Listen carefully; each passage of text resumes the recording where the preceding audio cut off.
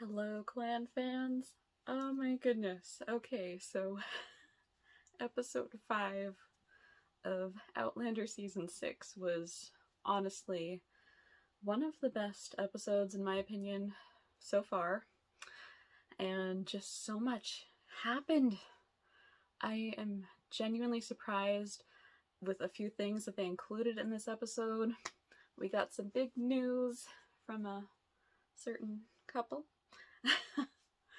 And we got to see a couple of beloved characters make their return. And yeah, just so much happened. And I am going to talk about as many details as I can with you. And yeah, let's get started and talk about episode 5, titled Give Me Liberty. So this episode begins with a flashback to June 1746 in Scotland.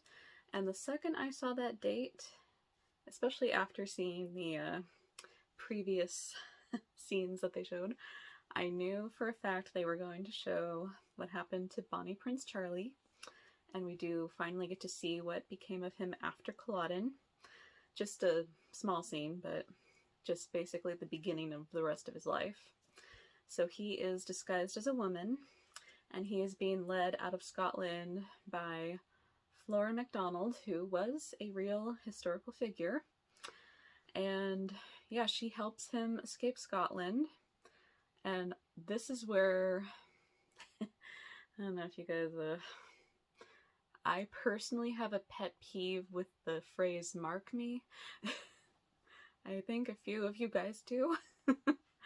But oddly, when he said it, it gave me this strange sense of nostalgia, because we haven't heard it since season 2.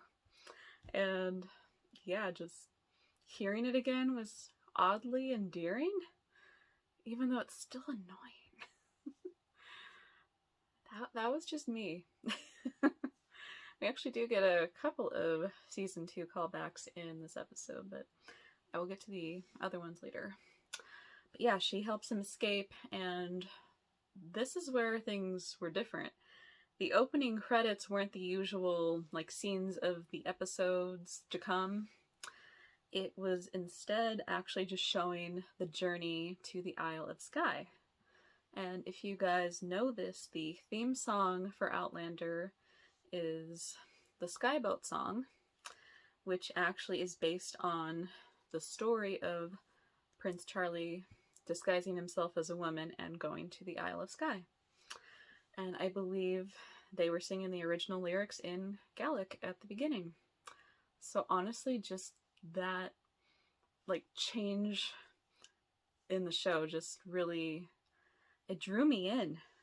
It surprised me, and I thought it was really a neat tribute to the theme song, and just, of course, the past of Scotland, too. And it also, of course, is connecting to Flora MacDonald, who does play a major role in this episode.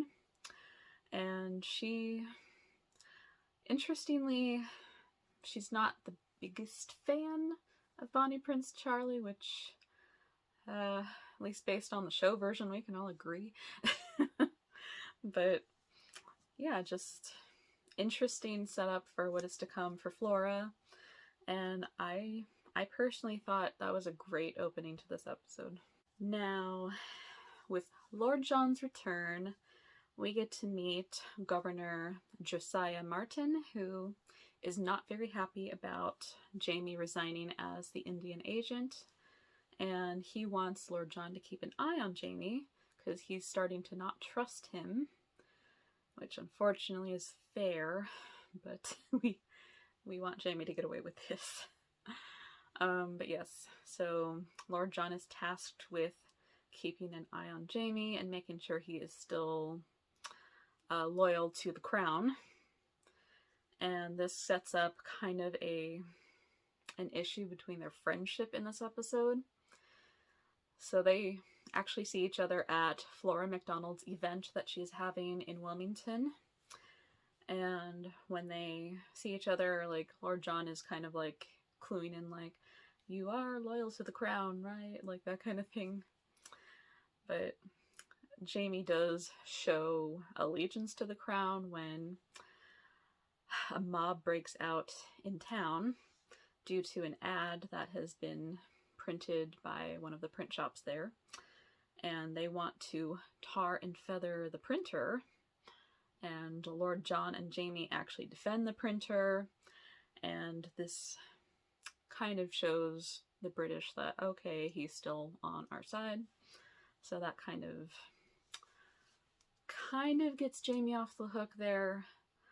But he does meet a man earlier in the episode. He meets with Cornelius Harnett, who actually, I looked this up, was a founding father of the colonies. So that was interesting. I didn't know we were going to meet a founding father in this episode. I'm still hoping for Hamilton, but I don't know if we're going to get that. Maybe season 7.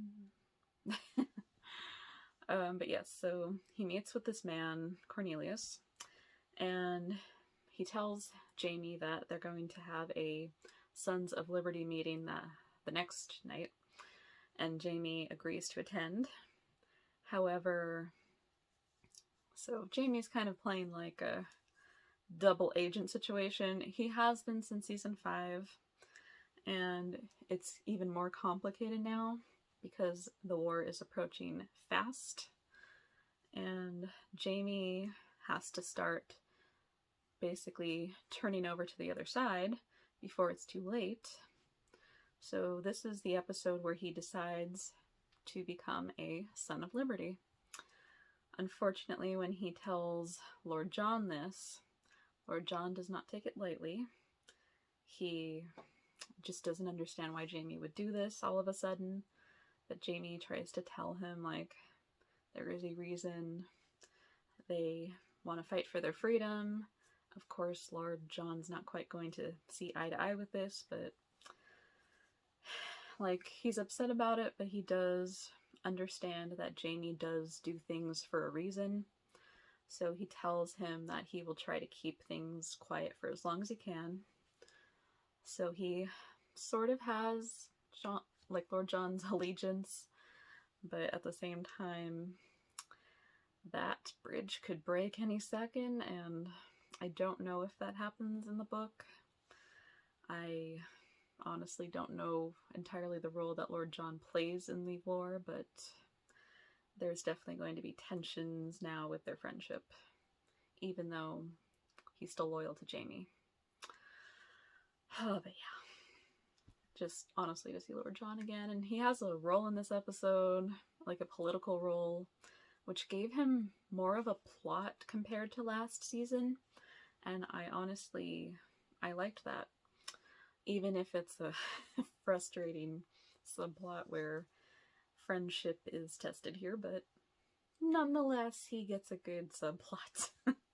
They are at the event for Flora MacDonald in this episode, like I mentioned, and Claire and Jamie meet with Jocasta there, and apparently Jocasta has bought Fergus a print shop. This is where this was a storyline I was worried that would come into play. Now, I don't know if this is still going to go in the direction that it did in the book, because this detail I know. But yeah, hopefully things play out better, but I feel like they're setting things up for failure. I hope I'm wrong. Anyway, so yes, she has bought Fergus a print shop in Newburn, and Marsley and the children are going to join him eventually, and this kind of causes tension between Jamie and Jocasta because he feels like his son has been taken away from him in a sense. It is sad that Fergus isn't going to be at the Ridge anymore. I also don't know if that means we're not going to see Fergus, Marsley, and the kids for a while, but hopefully we'll still see them, even if not in the next episode. Hopefully at least in the finale. Characters being split apart. Anyway, so yes, Jamie's not too happy with Jocasta about that, and It turns out she was the one who sent Mary, her servant, to go bring the ad to the printer, and this kind of brings a little more tension between Jamie and his aunt. But at the same time, Mary tries to tell him that ever since she lost Murtaugh, she's just been trying to keep peace, and she is more on the crown side than the regulator side. And you can understand it because Murtaugh died fighting with the regulators, and that's what she feared. That's why she couldn't be in a relationship with him, and what she was worried about did come to pass. So it is that situation that has basically made up her mind. And Jamie's just afraid that she's lost her heart because of this, that she's... It's not just that she's going to be on the side of the crown, or at least just fight for peace between the nation and the crown, but it's just the fact that they know what the outcome is, and if Jocasta sides with the crown, she is going to suffer for that. And he doesn't want that for his aunt. He wants to save as many people as he can, as many of his people as he can. Unfortunately, a lot of his people are loyal to the crown because basically the same situation that he's in, the British gave them their land, they made deals with them, and the second the British lose, they lose their land. That is why Jamie and Claire have to side with the Americans to save the Ridge. It's just a very complicated situation. Like, how do you convince these people to fight for the new nation, but at the same time not, like, tell them what the outcome of the war is gonna be? It's all complicated, but at least Jamie is starting to change sides here because this is the time to do it. And Cornelius doesn't trust him after he defended the printer, but Jamie does win over his loyalty when he warns them that the British are coming because they've learned of the meeting. So this is the start of him becoming a Son of Liberty. So Flora's role in all of this is that she's trying to maintain the peace between the crown and the new nation, but she's more loyal towards the crown. Same reason as Jamie was supposed to be loyal to the crown. And in case anybody was wondering, no, Flora is not Major MacDonald's wife. That's what I assumed originally before I learned that she was a historical figure, but no, she is not related to him, and they actually talk about that. That was kind of a funny moment. But yes, she is not Donald MacDonald's wife. She does have a husband, but I didn't quite catch his name. But yeah, she is an interesting character. I loved seeing her reaction. Wow, can't talk. I loved seeing her interactions with Claire and Jocasta. I don't know if we're gonna see her again. She actually knew Jamie in Scotland. She was supposedly from Brockdarroch. If I butchered that, I'm sorry. But yeah, she and Jamie knew each other. But yeah, I don't know if we're gonna see Flora again. I don't know if she plays any more roles in the Revolutionary War. It's possible she does. I would have to read up on it though. But yeah, if we do see her character again, I am curious to see like what role she plays in the war. So while Claire is trying to help out with Jamie while she's in Wilmington as well, she is also dealing still with her trauma. At one point, Jocasta, and Flora are sitting outside and talking about certain things, like Flora mentions how she never really was on Prince Charlie's side politically. She never really thought of him as a leader of men. And Jocasta mentions how Claire was there during Culloden, And of course, I think she also mentions Versailles, and this brings up that horrible memory of when the king had his way with her. And once they leave, she stays behind, and she has the ether with her, which it's getting really bad with that. Now, like I said in a previous video, do not call it stupid and say it's out of character, but understand it's going to be out of character because of her trauma. We all are out of character when things like that happen to us. But at the same time, I understand this is not a good thing that she's doing, and it's getting dangerous. The fact that she has brought it with her, the fact that she just is still having trouble breaking away from that habit, and she's also still keeping it a secret from Jamie, which is even worse. Eventually this probably will come to fruition. I don't know how Jamie's going to react. He's probably not going to be too happy about it, but yeah, I just don't know what's going to happen with this scenario. Hopefully Claire will find a way to break free from it. So meanwhile on the ridge, well, Roger is spending a lot of time with Widow McCallum, which is a problem because she kind of has eyes for him. Not a good situation. And Bree is clearly not terribly happy about this.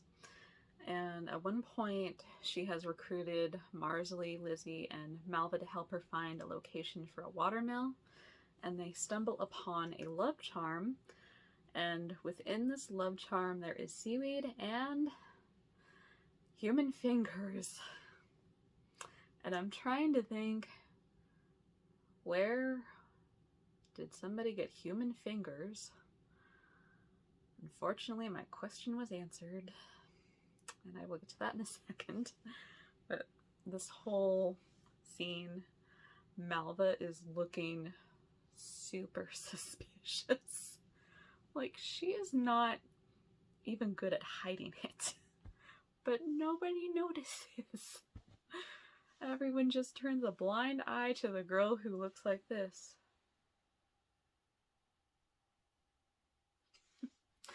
It's like she does this creepy smile thing and nobody notices.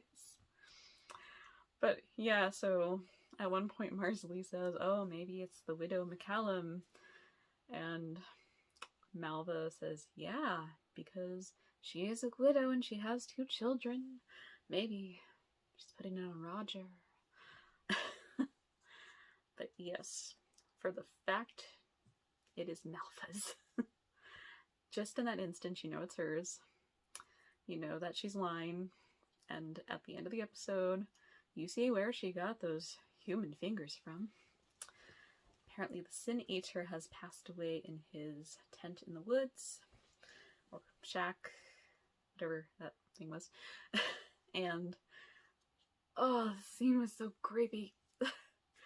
He clearly is missing fingers, and she decides to take another digit from him, and she's cutting it off and giving this weird face and noise. The girl just, like, every time I think she can't get creepier, she just ups the level. And I'm afraid it's gonna get worse. But yeah, Malva's a little creep. At one point, Roger finds her in the church having intercourse with one of the men, and she threatens to tell everyone that he is kissing the widow if he tells her family what she was doing. And unfortunately, Roger has to keep up with appearances and smile through it. But he does actually, at the end of the episode, decide not to visit McCallum anymore. Even though he is fond of her and her boy Aiden, it's just for the best that he doesn't see them anymore. At least at their home. Bree actually, like throughout the episode, she's upset that he's not there because she needs him, but Like, he is so proud of his wife for what she is capable of doing, but at the same time, it's understandable she needs her husband there, not just to get things done, but for moral support, just to be there with his family and raise their son. After Roger decides not to visit the widow anymore, he tells Bree that, and he tells her that he wants to be there, like just the three of them. And this is when she says, for the four of them. And I had to pause for a second. I'm thinking, oh, wait a minute, she just announced that she's pregnant? I was so happy in that moment just when she said that, because that means we are officially getting Mandy on the show, which Bree and Roger's second child in the books. She has arrived. Not quite yet, but in a sense. And I am just so happy that we will get to meet Mandy soon. But just this moment when she tells him that, the happiness between them, and I got tears in my eyes. Because Bree and Roger did not get to have Jemmy together. He was captured by the Mohawk and dealing with that, and then he wasn't sure if he was even going to return to her, which obviously he did. But they didn't really get to have that moment when Jemmy was born, which also in the books, although her parents were there in the books and they weren't in the show, but I try to let that one slide. Anyway, just the fact that he and Bree have this chance to have a child together and he's going to be there for her, I just love that. And the fact that Claire and Jamie can be there for her too, my heart just is so full. But yes, beautiful moment between them, and I can't wait to see Bree and Roger's journey in bringing up a second child. But unfortunately with that, there comes some sadness, but we will not talk about that right now. Let's just enjoy the happy moment. Just a quick thing I wanted to bring up for the very end of the episode. So Claire and Jamie are heading out of Wilmington back home, and right as they're about to leave, Claire hears a tune. I can't whistle, but it basically just goes like da da da da da da da da da da da da da. And she doesn't know where it's coming from, but she knows the tune. And we actually get to see who was whistling the tune. There is a man in prison who has stolen an emerald, which we learned this earlier in the episode, that one of Flora's necklaces was stolen, and she did get it back, but one of the emeralds was missing.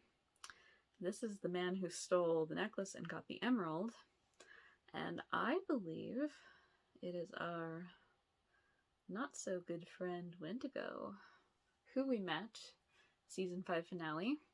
He is the time traveler that Claire meets when she is captured, and he disappeared before any harm could come to him when Jamie's men found them. But I don't know if it's him. I have a feeling that it's him. This man is important. They wouldn't just end the episode with him. If he was just a throwaway character. But yeah, I get the feeling it is Wendigo. Full name is Wendigo Donner, by the way. I'm sorry I didn't do that in full. But yeah, it'll be interesting to see if he comes back. Some other nice things I wanted to talk about from this episode is, one, Roger is singing again. It was so good to hear him sing. I wasn't sure if it was going to happen or not, but yeah, he can sing. So that was nice to hear again.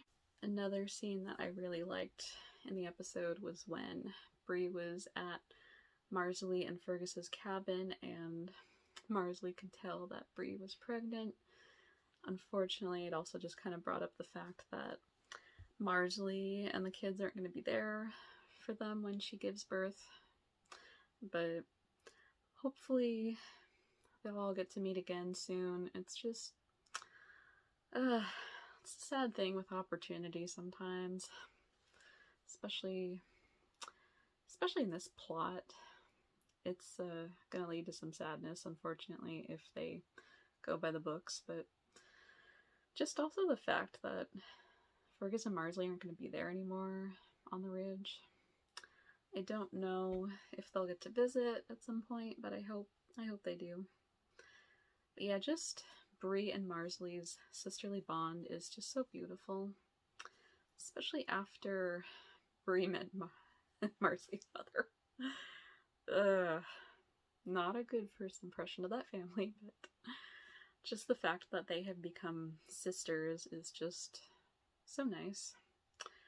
And hopefully we'll get to see their sisterly bond some more in the future. I also have to point out the funny, small little moment that was in the episode where Jamie is leaving Cornelius and he looks at the fireplace mantle and sees a jar of a certain something in there. The look on Jamie's face. I just love when they drop little moments of humor in there. Oh my god. It was gross, but at the same time, Jamie's reaction was just priceless. Oh, yeah, I hope we see more humor like that in the season, because we're gonna need it. But yeah, just a little nod to a certain character in case anybody was missing him this season. Next episode looks like it is going to deal with a little epidemic that has spread throughout the ridge. I believe it is dysentery. I don't know for sure. But unfortunately, it looks like Claire falls prey to it as well. And it also looks like Malva's going to enact her plan to woo Jamie, which is not a pleasant thought. Yeah, I don't know if I want to see how this plays out, but I'm going to watch. I'm going to.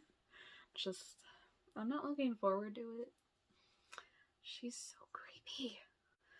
I thought she and Ian were gonna have a thing, but I don't know if they skipped that in the show, maybe. Because I know they were bonding a little bit a couple episodes back, but maybe they decided to go a different route. Yeah. Honestly, the Christie family, I'm glad we haven't gotten too much Tom and Alan. But also at the same time, we need to see a little more Alan, because he's going to play a big role coming up. And I feel like we need to get to know his character a little more. So maybe episode 6 we'll finally get to know a little more about him and what his situation is. I don't know. But, yeah. Christie family. I want to keep comparing them to the Addams family. The Christie family. Da-da-da-da. If you guys think of the Addams family, the Christies will probably come to mind. Because they're creepy and they're kooky. Yeah. So, yeah, we will see how that goes down in the next episode. Also, a couple of things I wanted to bring up from the past episodes. One thing I forgot to mention was when Marsley and Fergus were having their fight and she mentioned that she killed Lionel Brown. This actually did answer my question, that she has accepted what she did. She has resolved that it was the right thing to do. So it was nice to see that she had a peace of mind from it, because she was so emotionally scarred from it at first. But yeah, I'm glad that question got answered. Also, Jamie and Ian in the last episode, just honestly, their bond is so beautiful, and I hope we get to see more of it for the rest of the season. But just the moment where Ian was just so sad thinking about his daughter being lost after death, and Jamie told him about Faith, and he said that they can pray and ask Faith to look out for Ian's daughter, and just that moment was so beautiful.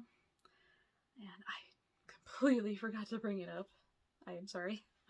But I wanted to bring that up now because I just wanted to mention how lovely that scene was. Just great moment between the two. But yeah, guys, we are halfway done with the season. Even more halfway done now. And oh my god, we only have 3 episodes left. How is that possible? What happened?